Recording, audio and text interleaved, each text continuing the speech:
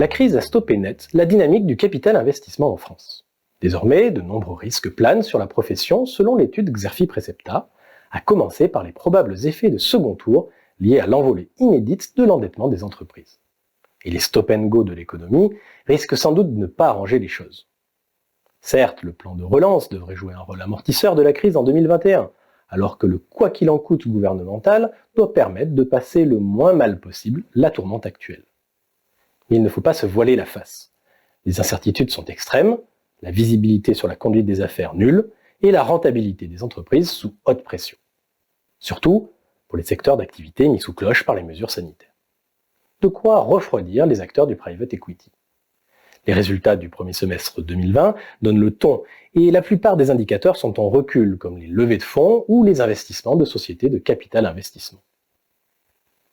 Pour autant, le bilan est loin d'être désastreux. Les contre-performances restent en effet à ce jour très loin de ce qui avait pu être observé lors de la crise des subprimes. Les réserves de cash des fonds, elles, atteignent des records, fruits de levées de fonds passées et présentes. La preuve avec le leader français Ardian, qui a annoncé mi-septembre 2020 le closing final de son fonds Expansion V en 6 mois seulement à 2 milliards d'euros, soit 2 fois plus que pour le précédent millésime. Au-delà, le private equity va devoir piloter son activité sur la base de différentes temporalités.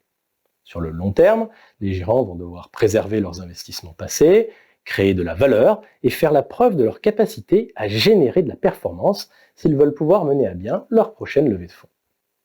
À plus court terme, il va leur falloir opérer de nouveaux investissements performants et dépenser les fonds disponibles alors que le nombre de deals se tarit. Bref, un véritable numéro d'équilibriste.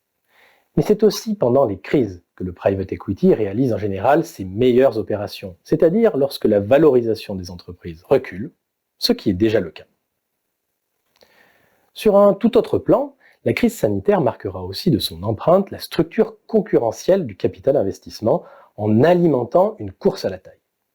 En effet, les souscripteurs, plus prudents et sélectifs, privilégient en temps de crise les fonds installés avec lesquels ils entretiennent des relations de longue durée et ayant une certaine envergure.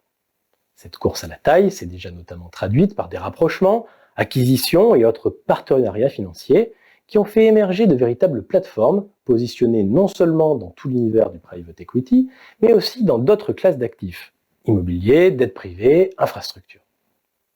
L'année 2020 n'a pas dérogé et 6 nouvelles opérations ont été recensées sur les 10 premiers mois de l'année. Cette compétition, à laquelle participent des acteurs petits ou grands, n'en demeure pas moins très relative, car spécifique à chaque acteur. Finalement, les structures du capital investissement les plus résilientes, et ce, quelle que soit leur taille, seront celles qui auront su choisir un terrain de bataille pertinent au regard de leur modèle et de leurs avantages concurrentiels.